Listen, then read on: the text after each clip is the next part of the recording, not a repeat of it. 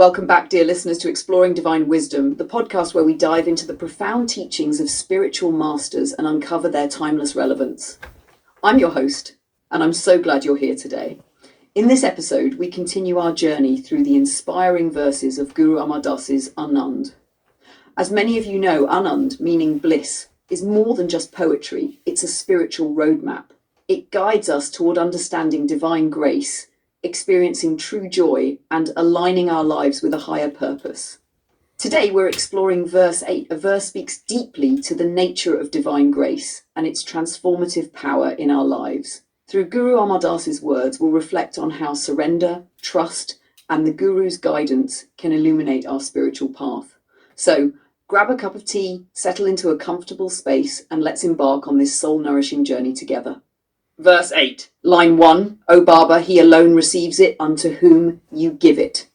The opening line sets the tone for the entire verse, addressing the divine as Baba, a term of endearment and reverence. Guru Amar Das acknowledges a fundamental truth. The ultimate gift of spiritual connection is not something we can achieve through effort alone. It is granted by the divine according to divine wisdom. This line invites us to embrace humility.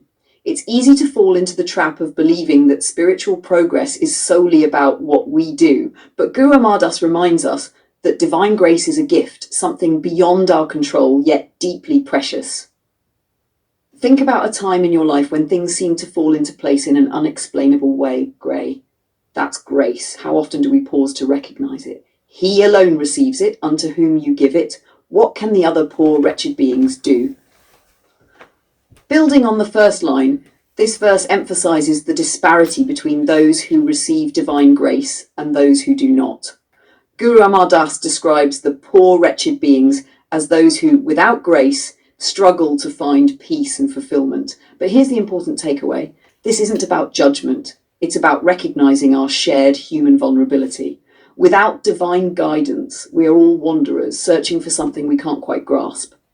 This line encourages us to cultivate compassion for ourselves and for others. Everyone is on their own journey, shaped by divine timing and grace. Line 3. Some are deluded by doubt, wandering in the 10 directions. Some are adorned with attachment to the Naam. Here, Guru Amar Das contrasts two paths. On one side, we have those lost in doubt, endlessly searching in 10 directions. This image is so relatable. How often do we chase after worldly goals, thinking they'll bring us happiness, only to feel more restless?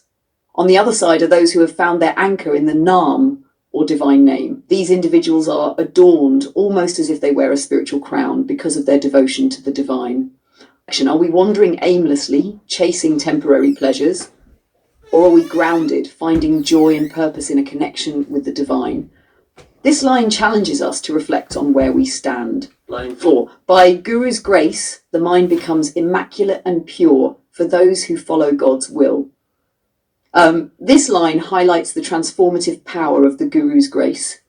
It's through the Guru's teachings and guidance that our minds are cleansed of ego, doubt, and attachment. When we align ourselves with Hukam, the divine will, we experience clarity and inner peace. Following God's will is not about blind obedience, it's about trust. It's about letting go of the need to control every outcome and allowing the divine to guide us. Think about a time when surrendering control brought you unexpected peace. How can we practice trusting the divine in our daily lives? Line 5, says Nanak, he alone receives it, unto whom you give it, O beloved Lord. The final line ties the entire verse together. Guru Nanak reiterates the central message. Divine grace is a gift that only the divine can bestow. Addressing the divine as beloved Lord, this line reminds us that the divine is not distant or detached. It is a loving presence, deeply connected to us. This closing line invites us to approach the divine with love, humility, and trust. It's a call to let go of ego and open our hearts to the possibility of grace. How can we cultivate a deeper sense of connection with the divine in our everyday lives? As we reflect on this verse as a whole, several themes emerge that are profoundly relevant to our spiritual journeys. 1.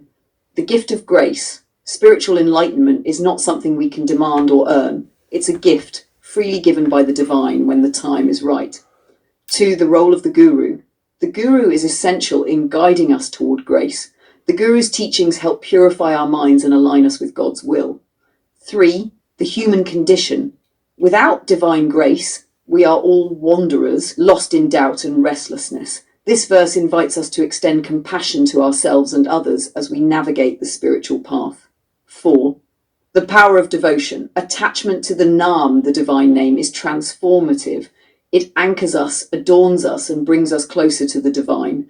5. Surrender and trust. The verse ultimately calls us to surrender our ego and trust in the divine. Grace will come when we are ready to receive it. Today we explored verse 8 of Guru Amar Das's Anand, reflecting on the nature of divine grace and its role in our spiritual journeys. We learn that true spiritual fulfillment isn't about striving or achieving. It's about surrendering to the divine and remaining open to grace. Through the Guru's guidance, our minds are purified, our doubts are dissolved, and we begin to align with a higher purpose. As we go about our lives, let's carry these lessons with us. Let's approach the divine with humility and trust, knowing that grace is always available, even if we don't yet see it. And let's extend compassion to others, recognizing that we are all walking this path together. Thank you for joining me on this exploration of Guru Amar Das's wisdom. If this episode resonated with you, I encourage you to share it with others who might benefit from its message. And don't forget to subscribe so you never miss an episode. Until next time, may you walk in the light of the Guru's teachings and experience the bliss of divine grace.